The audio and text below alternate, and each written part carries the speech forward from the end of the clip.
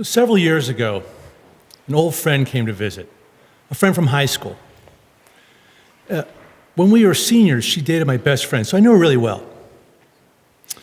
And we were catching up on old times and catching up on what we're doing in our lives now. And at one point, she turned to me and she said, "You know, I have a very distinct memory of you from high school. And considering the work that you're doing now, I find it very interesting." I wasn't really sure how to respond to that, so I said, "Oh?" And she looked at me and she said, "Yeah, so there's this one night a bunch of us were hanging out, and I was telling you about a fight that my boyfriend and I were having. And I looked at you and I said, I'm so angry at him. He's being sexist." And apparently, I looked at her and I said, "You're right. He is being sexist, and he's wrong." Now, this wasn't at all what she was expecting to hear from her boyfriend's best friend. She figured I was going to take his side. So she looked at me and she said, "Well, will you tell him?" I said, "Oh, no. It's none of my business." Well, my perspective has changed since high school. Actually, I now believe it is my business. I believe it's all of our business. My name is Tom Schiff, and I'm the founder and executive director of a nonprofit called Fallacies Incorporated. In Fallacies, we use theater and dialogue to engage men and boys in critical conversations and direct action to challenge unhealthy aspects of masculinity. We do this to try to support and foster individual health and community well-being. Now, before I go further, I also want to note that Fallacies exists because of, is inspired by, and indebted to the pioneers and the visionaries of the feminist, civil rights, queer rights, and all human rights movements. Those leaders who have paved the way for the work that we do. I am so excited to be able to be here with you all tonight to talk about masculinities and to talk about the ways that men in our communities, men in our country, men around the world might embrace the full range of what it means to be a man in a time when greater accountability is being demanded. It's something that I've dedicated my personal and professional life to for decades. A couple notes about language I'm going to use as I'm speaking. One, I'm going to say we when referring to men, not because I believe I can speak for all men, but because I believe we have a collective responsibility to engage in these issues and to work towards positive social change and social justice. And two, a word I used a minute ago, masculinities, because we are not a singular entity. And the plurality of our experience has to be acknowledged. There are so many diverse ways to be a man. Gender is performance. It's not a new concept. Feminist theorists have been talking about this for years. And Shakespeare said, all the world's a stage, and all its men and women, merely players. They have their exits and their entrances, and one man in his time plays many parts. One man in his time plays many parts. And so the question I want to raise is, what part do we want to play? There are three main premises to my talk tonight. One is that gender is a set of performative acts, and this includes the performance of masculinities. Two, masculine performance is related to so many problematic pieces, so many things that are happening. And these unhealthy behaviors, and part of this is connected to the myriad behaviors that make us have to have a Me Too movement. And three, we can create new performances that are healthy, that are just, that are healthy for individuals, for families, for communities, for organizations, and for the world. So before I get into talking about different kinds of performances and how we create new ones, I want to talk a little bit about where we are right now. And I want to talk about two really commonly used phrases that we use when referring to men and boys. And the first one, you may have seen this already. Boys will be boys. Boys will be boys. It's another way of saying that there's a prescriptive set of behaviors that boys are supposed to learn in order to become men. It's a very preset mold. There's this old nursery rhyme. I'm guessing some of you have heard it. It says that girls are made of sugar and spice and everything nice. Boys, snips and snails and puppy dog tails. Now, as a former little boy, I'm actually okay with the idea of snails and sort of the sliminess of snails. I mean that in a very physical sense. I don't mean it any other way. And puppy dog tails, I love the constant movement and the exuberance of a puppy dog tail. But snips, from best I can find, that means a small part of something, a cutting. And so boys being boys means that we should only be a small part of the whole we could be. And in a world where we say girls are supposed to be like this and boys are supposed to be like that, and there's no other choice, we're all being told that we're only supposed to embrace half of all human traits. I find that so sad. The other meaning of boys will be boys, it's often used as a way to rationalize behavior that some usually entitled white man, something that they did when they were younger that probably brought on great trauma to someone else. But, boys will be boys. It makes me think, so when we hear that phrase, boys will be boys, why don't we think it could mean something else? When we really look at little boys, why don't we see the inherent sweetnesses there and want to develop that and nurture that? Kind of cute, huh? The kids are it too. But boys become the men we as a culture ask them to become. I want to leave that there for just a minute because I believe it speaks to the collective responsibility all of us have in raising all of our children, in raising our boys. Boys become the men we, as a culture, ask them to become. And that leads me to the next phrase. Act like a man. Act like a man. How many of us have ever heard that? Act like a man is another way of saying that there are a limited set of behaviors. It's a set of behaviors that men and boys, it's not just behaviors, it's roles and it's scripts that we're supposed to learn in order to become men, ways that men are supposed to be or not be, ways that we're supposed to act like a man. And we learn this in many, both subtle and really overt ways, and we also learn it in some very deep ways. Act like a man. Follow the scripts that tell us how to walk, talk, eat, drink, the clothes we're supposed to wear, the work we're supposed to do, how we're supposed to be in a relationship, how we're supposed to have sex, even how we're supposed to sit.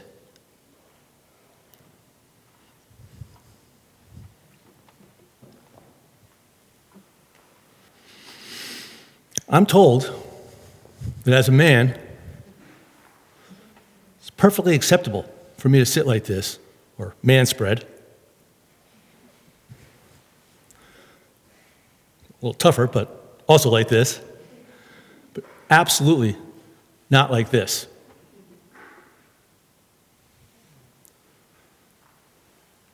I think this position is fascinating.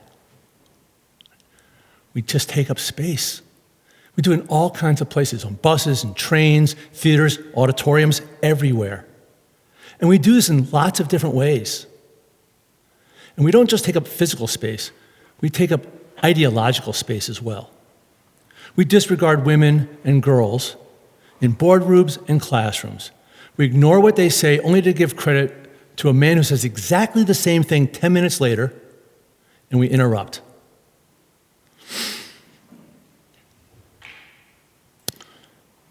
There's a recent study from George Washington University. And they found that men interrupt 33% more often when talking to women than they do when talking to other men.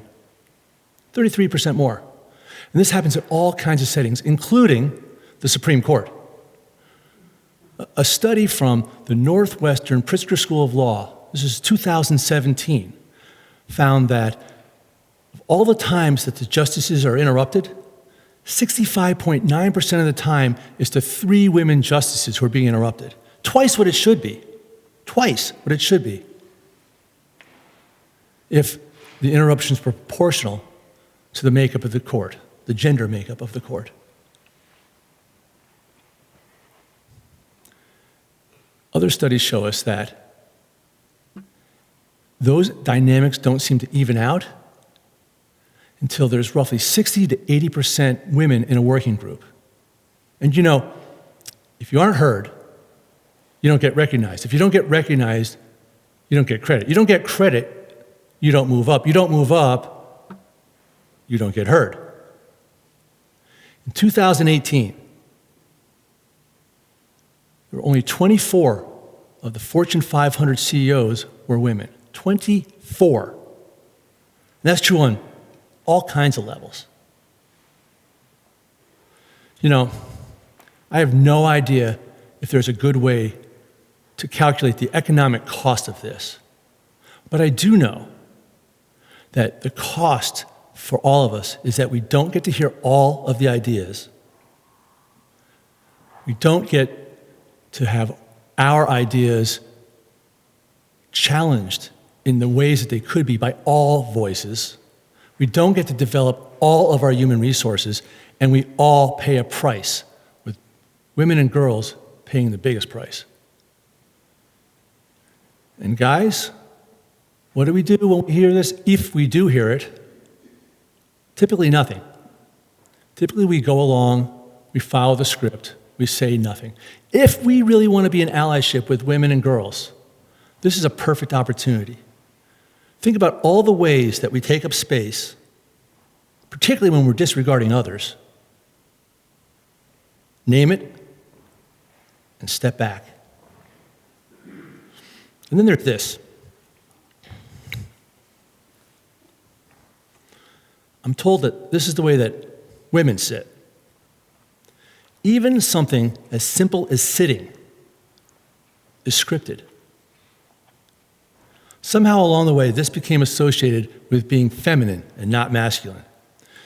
My favorite explanation for this was given to me by a young man one time who said to me, "You don't sit like that because you might crush your boys."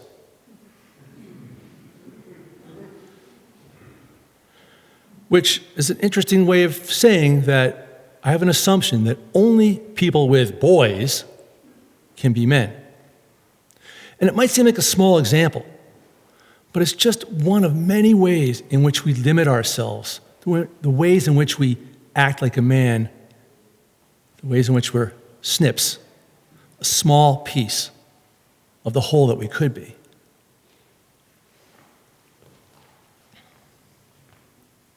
Act like a man. I used to work in a large institution, public higher education, and part of my job was to meet with young men who had violated the Code of Student Conduct for all kinds of reasons. So I had this one young man, he was a second semester senior, and he was in a group I ran. And here's his story. He and one of his friends, they were hanging out, it was a Saturday night in February, and they were hanging out on their porch, they lived in a house off campus, when 2 other guys came walking by on the sidewalk and started yelling at them, calling them misogynist and homophobic names, like you do, apparently, on a Saturday night in February. And then they left.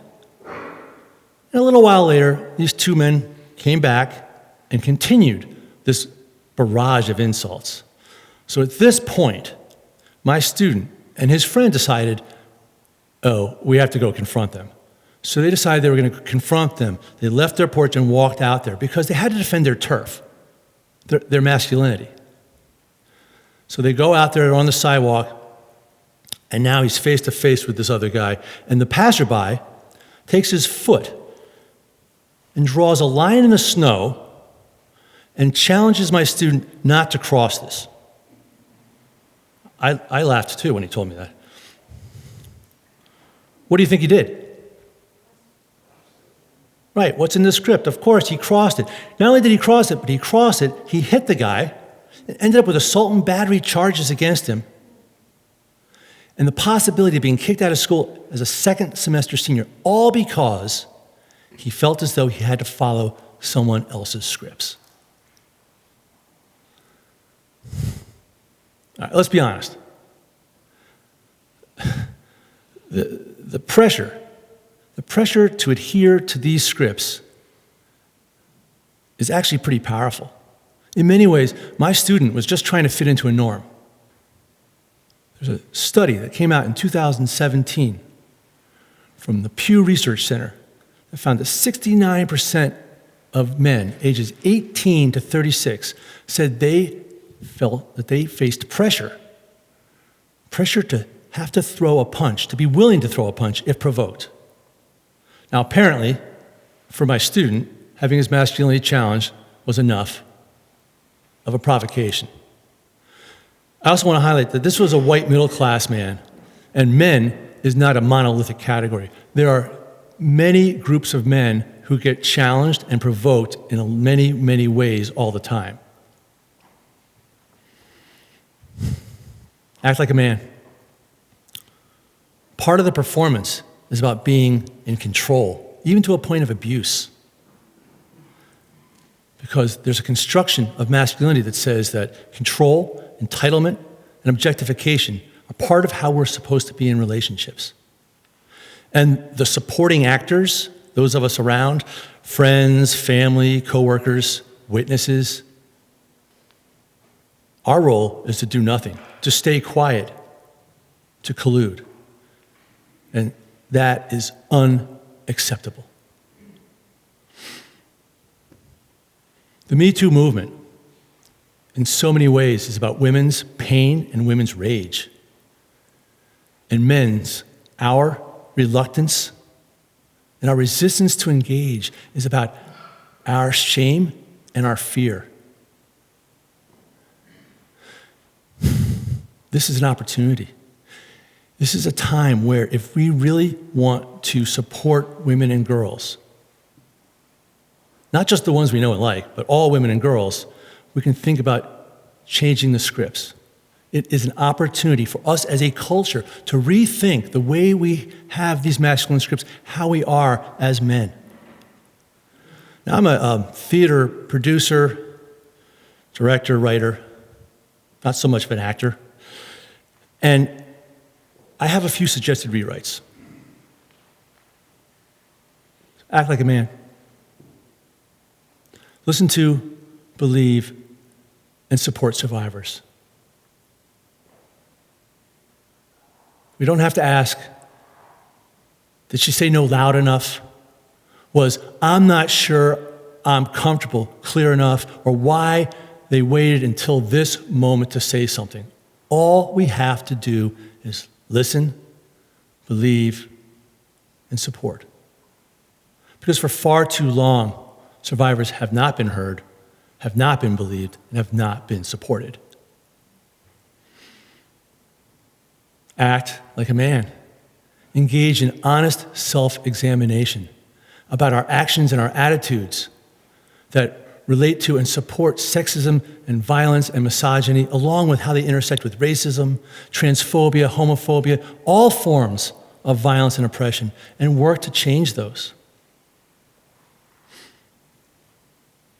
Act like a man. That's hard work, and we're going to make mistakes. Expect to not be perfect. And learn to apologize, and learn to apologize well. Act like a man. Speak up and speak out rather than being passive and going along with misogyny and violence that we hear and see every day. Act like a man. Pull other men into this conversation, whether it's fathers, sons, brothers, friends, classmates, strangers. Do it every single day, every place where you are. Act like a man. Have these conversations, whether you're in class, at work, walking down the street, in a car, in a locker room. We need to create a new type of locker room talk. One that's honest, one that looks at these issues, and one that is ongoing and constant, because this is ongoing and constant. Act like a man. Create support systems for ourselves and others who want to engage in these kinds of conversations and this kind of change. There's far more of us out there than you might think. And it's a rewarding process. Act like a man. Have conversations about consent, about what respect truly means, about sex, about relationships, about how relationships ebb and flow, about what's healthy for us, about self-care, and many, many other things that so often men don't talk about. Act like a man. Hold ourselves and other men accountable in ways that are caring and confrontive. Never accept excuses for sexism, misogyny, or any kind of violence. But keep in mind that blaming and shaming typically don't work well either. I invite you to think about the power of calling people in rather than calling them out. And actually, from my perspective, holding somebody accountable and asking them to take responsibility for their behavior is actually an act of caring and love. I want to give you an example with one final story. About 25 years ago, I rode my bicycle across the country. I rode from Amherst, Massachusetts to Seattle, Washington, and I highly recommend it. My ride was an awareness raiser to raise awareness about domestic violence. I'd go into a town, I would get press, and I'd make sure that the local resources, the shelters, and all the programs that were working to challenge violence were part of that press. It was a great process. I really, truly enjoyed it. And I was going to Seattle. I was going to meet up with a friend of mine, another high school friend, actually. Along the way, I found out that he had a restraining order against him for domestic violence charges. Talk about bringing it home. Wow. Well, we spent several days together, and repeatedly, he would try to put the responsibility for his behavior on his partner. Because, after all, victim blaming is a script of misogyny. Every time he did, I would look at him and I'd say, I'm not here to talk about her. I'm here to talk about you. I care about you, and I want more for you. I care about you. I want more for you. I care about all of us, and I want more for all of us. I look forward to continuing dialogue for many years to come, I suspect. Thank you.